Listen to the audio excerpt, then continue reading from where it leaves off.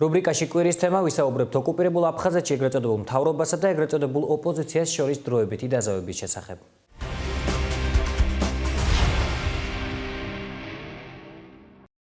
ოკუპირებულ აფხაზეთში პოლიტიკური ნებათა ღელვა დროებით ჩაცხრა. ეგრეთ წოდებულ ოპოზიციასა და ხაჯიმბას ხელისუფლებას შორის არსებული მწვავე დაპირისპირება დაზავებითა და ეგრეთ წოდებული შეთანხმებით დასრულდა. სოხუმში დაანონსებული სახალხო კრებისა და მოსალოდნელი დესტაბილიზაციის წინ ვრცელდებოდა ოპოზიციურ ძალთა ბლოკის წარმომადგენლების რადიკალური განცხადებები რეგიონში შექმნილი ეკონომიკურ-პოლიტიკური კრიზისის შესახებ და რაულ ხაჯიმბას გადადგომას მოითხოვდნენ. ეგრეთ წოდებული პრეზიდენტი კი ოპოზიციის მოთხოვნებს ულტიმატუმად მიიჩნევდა და ჯიუტად იმეორებდა იმას, რომ გადადგომას არ აპირებდა. ამ ურთიერთდაპირისპირების ფონზე აღსანიშნავია ყოფილი ეგრეთ წოდებული პარლამენტარისა და ამჟამინდელი ოპოზიციური პარტია აინარის წევრის ალმაზ ჯაპუას საგულისხმო და მწვავე სტატია სათაურით. კომპრომისების გარეშე აღმოჩნდებით ხრამის პირას, რომლის შემდეგ უძირო უბსკრული და სიჩუმეა. სტატიის ავტორი რეალურად აღწერს ოკუპირებულ ტერიტორიაზე გამეფებულ უკანონობასა და კორუფციას, რაშიც იგი წინა და ამჟამინდელ პოლიტიკურ რეჟიმებს ადანაშაულებს. 90-იანი წლების შემდეგ სისხლის მღვრელი ომის შედეგად ჩვენ მოვიპოვეთ სახელმწიფოებრიობა, წერს ჯაპუა და მოპოვებულ ეგრეთ წოდებულ გამარჯვებაში აფხაზი ხალხისა და უპირველეს ყოვლისა მისი ლიდერის დამსახურებაზე საუბრობს. ვლადისლავის ეპოქა დასრულდა და მასთან ერთად დასრულდა ბრძოლისა და გამარჯვებების ეპოქა.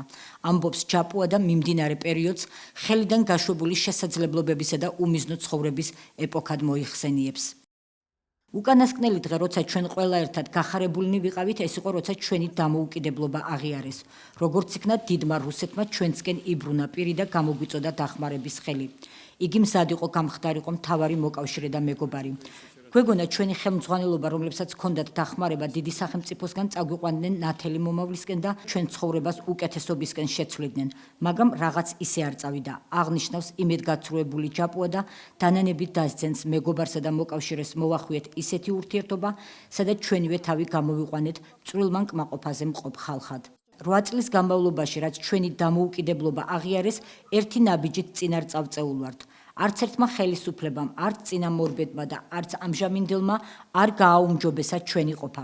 პირიქით, აწლეულობით გახანგრძლივებულმა კრიზისმა მიგვიყვანა ურთიერთდაპირისპირებამდე, რომლის იქით მე არ ვხედავ ჩვენი შვილების უღრუბლო მომავალს. წუხს ეგრეთ წოდებული ოპოზიციონერი და აცხადებს, რომ არასდროს ოკუპირებული აფხაზეთის მოქალაქეები არ ყოფილან ისეთი იმედგაცრუებულნი, როგორც დღეს. აქვე ჯაპუა გაუთავებელ დაპირისპირებებზე საუბრობს, რაც მისი თქმით ხალხს საკუთარი სახელმწიფოს ნორმალური განვითარების იმედს უკარგავს. ბევრმა უკვე დაივიწყა თუ რა ფასი გადავიხადეთ იმისთვის, რომ ვაშენოთ ქვეყანა და განვაგოთ ჩვენივე ბედი. ჩვენ იძულებული ვართ დავეთანხმოთ იმ ფაქტს, რომ მივიყვანეთ ქვეყანა იმ მომენტამდე, როცა გადაუწყვეტელი პრობლემების შესაძლოა შემოუბრუნდეს კატასტროფად ჩვენ სახელმწიფოს. თუმცა იმისთვის, რომ გადავწყვეტოთ პრობლემები, უნდა დავსვათ კითხვები. აღნიშნავს ალმაზ ჯაპუა, რომელიც სვამს კიდევაც კითხვებს და პასუხის გაცემის აუცილებლობაზეც საუბრობს. რატომ ჭირს ჩვენ ეს ყველაფერი? ხელისუფლებისთვის ბრძოლის პროცესში რატომ გავხდით ყრუ და ჯანსაღას მოკლებულნი? რა მაღალი იდეალებისთვის ვდებთ ფსონზე აფხაზი ხალხის მომავალს, როდესაც ამ მომავლისთვის ჩვენი წინაპრები სისხლურიდნენ? ამ კითხვებზე პასუხი არ გვაქვს. ყველა ხელისუფლებისა და პოლიტიკური რეჟიმის ცვლილებისას ჩვენ ველოდებით გარდატეხას. ბოლოს და ბოლოს წავალთ საწინააღმდეგო მიმართულებით, მაგრამ ყოველთვის ჩვენ გველოდება დამსხვრეული იმედები და ფუჭი მოლოდინი, წერს ჯაპუა საკუთარ გვერდზე. არსებობს ძირითადი მახასიათებლები, რომელიც აერთიანებს ომის შემდგომ პოლიტიკურ რეჟიმებს. ესაა ტოტალური კორუფცია, უკანონობა და დაუსჯელობა. ჩვენი სახელმწიფო სისტემა არის ჩაფლული კორუფციაში, ის მთლიანად შემოვიდა ჩვენს ყოფაში და ყოველდღიურობის განუყოფელი ნაწილი გახდა. არ არსებობს ამასთან ბრძოლის სხვა ქმედითი მეთოდი თუ არა უმკაცრესი სისხლის სამართლის საქმის ამოქმედება უკანონო გამდიდრებების წინააღმდეგ. ამბობს ასლან ჯაპუა და აქვე მზა რეცეპტს იძლევა დამნაშავის გამოსავლენად. ჩინოვნიკი, რომელიც ვერ დაამტკიცებს, საიდან აქვს ავტომობილი, რომელიც შეფასებულია 3 მილიონ რუბლად, მაშინ, როდესაც მას სახელფასო ანაზღაურება აქვს 10,000 რუბლი, ის ავტომატურად უნდა იყოს ცნობილი დამნაშავედ. ჩვენ ბევრს საუბრობთ საზოგადოებაში არსებულ განხეთქილებაზე, საუბრობთ ეკონომიკაზე, საგარეო პოლიტიკაზე, მაგრამ არავინ საუბრობს ჭეშმარიტ და რეალურ პრობლემებზე, რომელიც ქვეყანას აზანზარებს, განმარტავს ჯაპუა. კიდევ უფრო მწვავეა ყოფილი ეგრეთ წოდებული პარლამენტარი, როცა ეგრეთ წოდებულ სახელმწიფოში შექმნილ ეკონომიკურ ვითარებაზე საუბრობს. ასობით ახალგაზრდა ოჯახები ცხოვრობენ დაქირავებულ ბინებში. ვეტერანები და ომის ინვალიდები უსარგებლოდ გრძნობენ თავს და ყველასგან არიან მივიწყებული. ამ სისტემამ შექმნა ველური სოციალური უსამართლობა. გამარჯვებული ხალხი აღმოჩნდა ყველასათვის უსარგებლო, გადაიქცა ელექტორატად, რომელიც არის ვიღაცეების პოლიტიკური ამბიციების მსხვერპლი. საუბრობენ კონკრეტული წინადადებებისა და პროგრამების საჭიროებაზე. ცოტა ვინმე თუ ამბობს იმას, რომ საჭიროა ამ მანკიერის სისტემის წინააღმდეგ წასვლა და მისი შეცვლა. ამბობს ალმას ჩაპუა. აქვე ალმას ჩაპუას მოყავს რუსი მწერლისა და მეცნიერის ალექსანდრე არლოვ-კრეჩმერის სიტყვები აფხაზეთის ეკონომიკური შესაძლებლობებისა და პოტენციალის შესახებ. მე ვფიქრობ, რომ ჩვენი პოტენციალის მქონე ქვეყანა არ უნდა ვიყოთ მათხოვრულ მდგომარეობაში. მე მჯერად დავძლებთ ეკონომიკურ და პოლიტიკურ ბარიერებს და შევალთ ახალ სივრცეში. იმედს გამოთქვამს ჩაპუა და აცხადებს, რომ ზემოთ აღნიშნული პრობლემები არ არის თითიდან გამოწოვილი და ვერავინ შეძლებს მათ იგნორირებას. მე დარწმუნებული ვარ ესმით, რა პასუხისმგებლობის ხარისხი ხელისუფლებისა და ოპოზიციური ბლოკის პოლიტიკოსებს ერთმანეთში მონახავენ საერთო ენას, რომელიც მოხსნის დაძაბულობას. თუმცა ალმას ჯაპუას კომპრომისების გამონახვის შემთხვევაშიც ვითარების დარეგულირების დიდი მოლოდინი არ აქვს. არ მგონია, რომ ეს კომპრომისი, რომელსაც ჩვენ ვიპოვით, ამ უმძიმეს ვითარებაში შეცვლის ჩვენ ცხოვრებას, მაგრამ ვიცი, რომ თუ არ იქნა ნაპოვნი, ჩვენ ამჯერად აღმოვჩნდებით ხრამის პირას, რომლის შემდეგ უძირო უფსკრული და სიჩუმეა. გულწრფელობით გამოირჩევა ეგრეთ წოდებული ოპოზიციის წარმომადგენელი. ოკუპირებულ აფხაზეთში დაპირისპირებულმა მხარეებმა მართლაც მიაღწიეს კომპრომისს. ხელი მოეწერა ეგრეთ წოდებულ ურთიერთგაგების მემორანდუმს და დე-ფაქტო მთავრობამ ოპოზიციასთან შეთანხმების დოკუმენტი გააფორმა. როგორც აფხაზური სააგენტო იუწყება შეთანხმება გულისხმობს მხარეების თანხმობას, რომ ეგრეთ წოდებული სახელმწიფოს განვითარებისთვის აუცილებელია სტაბილურობა. დოკუმენტი გამორიცხავს პრობლემის მოგვარების მიზნით აგრესიის რაიმე ფორმით გამოვლენას. ეგრეთ წოდებული პრეზიდენტი, ეგრეთ წოდებული სახალხო კრება და ოპოზიციურ ძალთა გაერთიანება შეთანხმდნენ, რომ ეგრეთ წოდებული პრეზიდენტი და სახალხო კრება დაასრულებენ რაულ ხაჯიმბას მიერ ინიცირებულ საკონსტიტუციო რეფორმას, რომელიც მიმართულია უფლებამოსილების გამიჯვნაზე აღმასრულებელ და საკანონმდებლო შტოებს შორის. ეგრეთ წოდებული პრეზიდენტი ოპოზიციურ ძალთა ბლოკის წარდგინებით ნიშნავს ვიცე-პრემიერს. ეგრეთ წოდებული პარლამენტი კი განიხილავს საკონსტიტუციო სასამართლოს ორი მოსამართლის კანდიდატურას, რომელსაც ოპოზიციური ბლოკი წარადგენს. დე-ფაქტო პარლამენტს წარედგინება აგრეთვე დასამტკიცებლად გენერალური პროკურორის კანდიდატურა ოპოზიციურ ძალთა ბლოკიდან. შესრულდება ასევე ოპოზიციის მოთხოვნა დე-ფაქტო რესპუბლიკის ცენტრალურ საარჩევნო კომისიაში მათ მიერ შერჩეული 4 წევრის შეყვანაზე. ამასთან მიღწეული ეგრეთ წოდებული შეთანხმება ოპოზიციის ძალთა ბლოკს აკისრებს ვალდებულებას არ მოითხოვოს დე-ფაქტო პრეზიდენტის რაულ ხაჯიმბას ვადამდელი გადადგომა. წინააღმდეგ შემთხვევაში დოკუმენტი ძალას დაკარგავს და გაუქმდება. ქართველი ექსპერტები და პოლიტოლოგები ეგრეთ წოდებულ შეთანხმებას კრემლის დაკვეთას და მითითებას უწოდებენ. ჯერჯერობით ყველაფერი მოსკოვის სცენარით ვითარდება, აცხადებენ ექსპერტები და ისინი ამ ეტაპზე მოვლენების სხვანაირ განვითარებას არ ცელოდნენ. არავის არ უნდა დაავიწყდეს, რომ ხაჯიმბა არის იმის მოსკოვის ფავორიტი და ასე უბრალოდ მას ხელს ვერ წამოარტყავენ და ასე უბრალოდ ვერ მოხსნიან.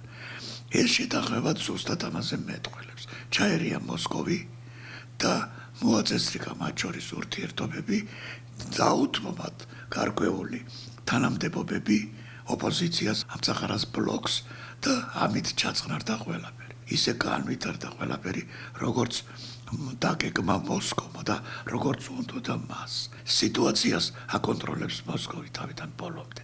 იყო გარკვეული პერიოდი, როდესაც ხელისუფლებაში ანკვაბ ბაღაფშის ტანდემი მოვიდა, იყო თითქოს მოსკოვს შეეშალა და რო გააკეთა ფსონი დადო ამ პიროვნებებზე, ეგონა რომ ისინი ისევე დამხოლები აღმოჩნდებოდნენ, როგორც თქვათ ხაჯიბა და როგორც თავის დროზე არძინბა იყო, მაგრამ ეს ასე არ გამოვიდათ და კარგად ვიცით, რომ ამას შეეწირა ბაღაფშის სიცოცხლე და ანკვაბის თანამდებობა. აქედან გამომდინარე, ჯერჯერობით არ არის ამ სცენაზე გამოსული ვინმე ისეთი პოლიტიკური ლიდერი, რომელიც ოპოზიციას ჩაუდგება სათავეში და იბრძოლებს და ეს ბრძოლა მხოლოდ ხაჯიმბას წინააღმდეგ ბრძოლა კი არ არის. ეს ბრძოლა მოსკოვის წინააღმდეგ ბრძოლაა და ასეთი ლიდერი ჯერ იქ არ ჩანს. დე-ფაქტო ხელისუფლებასა და ოპოზიციას შორის მოხდა გარიგება, იცის რა თქმა უნდა მოსკოვის ხელის დაქნევით, ეს ბუნებრივია, იმიტომ რომ როგორც ჩანს კრემლში დაიბარეს ორივე ხელმძღვანელი, ერთი კრემლში და უშუალო და მეორე კიდე სოჭაში და ბუნებრივია დაკავებას როგორც ჩანს ქონდა საიდუმლო მოლაპარაკებების უფრო ელფერი ვიდრე რეალური დაკავების საფუძველი.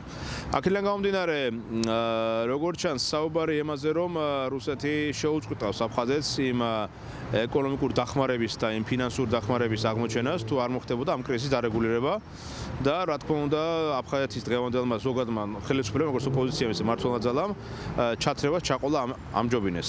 კონსენსუსი მიღწეული იქნა, მაგრამ მიღწეული იქნა რა თქმა უნდა თითის მუქარესა და ზემოდან საკმაოდ დიდი პრესის საშუალებით. ხაჯიმმა მისცა ოპოზიციას ის თანამდებობის სარგოები, რომელიც მას პასუხისმგებლობას უხსნის სიტყვა ასე ვთქვათ აფხაზეთში შექმნილი სიტუაციის შედეგების გამო.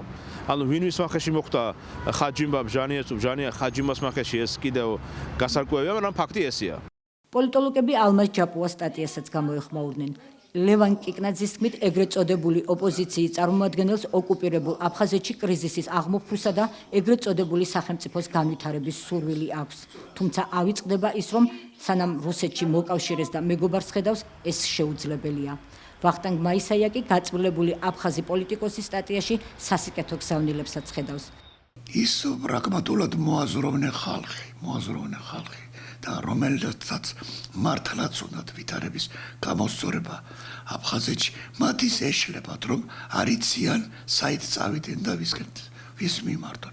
ისინი მაინც ხსნას კრემლში ეძებენ და ხსნას იქიდან მოელიან. ის ჯოპუაც ჩვეულებრივი ყოფილი ჩინოვნიკია, რომელიც ამ კორუფციის წინააღმდეგ, ამ კრიმინოგენური ვითარების წინააღმდეგ ყოველთვის გამოდიოდა მაშინ, როდესაც პარლამენტშიც იყო და მის შემდეგაც. უნდა მას, რომ აფხაზეთი როგორც ყველაზე მდიდარი სახელმწიფო წყალებში ისეთი ცხოვრებით იცხოვროს, როგორც თანამედროვე ეს სახელმწიფოების ხალხი ცხოვრობს, მაგრამ ავიწყდება თვითონ ამ ჯოპუას, რომ ეს იმ პირობებში, რა პირობებშიც ისინი არიან, იმ სახელმწიფოებრიობაში, ბრჭყალებში, რომელშიც ისინი არსებობენ, ეს არ მოხდება და არ იქნება. სურვილი ერთია, მაგრამ მიზნები, რომელსაც შეიძლება ამ სურვილის ასრულება უწოდოთ და ელოდნენ, ეს მიზნები ისევ კრემლისკენ არის მიმართული და ისევ იმ დახმარებისკენ, რასაც კრემლი დღეს და წლების განმავლობაში აკეთებს აფხაზების მიმართ. მათი უბედურება კიდევ ის არის, რომ მიეჩვიან ისინი მუქთაფულზე ცხოვრებას. იქ ძალიან ცუდი მდგომარეობა არა მარტო ეკონომიკურად, მენტალობაშია იქ. ძალიან ცუდი მდგომარეობა და დამოკიდებულებაში არის. ძალიან ცუდი მდგომარეობა. აი ეს თუ არ შეიცვალა, იქ არაფერი არ იქნება და კიდევ ვიმეორებ. ეს შეიცვლება მხოლოდ მაშინ, როდესაც კარგად გაიაზრებენ რა ხდება და სად არის ხსნა. ჯობ აბსოლუტურად მართალია, როცა ეს აკეთებს რეალურ შეფასებას, ოკუპირებულ აფხაზეთში რა სიტუაცია არსებობს ამჟამად და როგორც ჩანს მას გული აქვს ნატკენი დაუშვათ და საკმაოდ არის ერთგვარად მე ვიტყოდი გაწმილებული იმ მდგომარეობად დღეს არსებობს აფხაზეთში. რა თქმა უნდა ეს ერთგვარი ირიბი მინიშნებაც არის ჩვენს მიმართულებით, ვიღოთ იმისა რომ რუსეთის ფაქტორს ის რა თქმა უნდა არ უკეთებს უგუნურებას, რა თქმა უნდა ის პოლიტიკურ კონიუნქტურის ასე ვთქვათ ელემენტებს ითვალისწინებს, მაგრამ მეორე მხრივ ეს ასეთი სტატიები, ასეთი მიდგომები არის ერთგვარად ჩვენთვის მესიჯები, მით უმეტეს იმ ფონზე, როდესაც ჩვენ გავხდით ევროკავშირის ასოცირებული წევრები და შესაბამისად ასევე ჩვენ მივიღეთ ვიზა ლიბერალიზაციის პირობები. ესეთი ელემენტები რომ გამოჩნდა, სწორედ უკავშირდება იმ წარმატებებს, რომელიც საქართველოს აი ბოლო პერიოდში გადადგა საგარეო პოლიტიკური მიმართულებით, ხო, მათ შორის ევროკავშირთან ურთიერთობების კონტექსტშიც.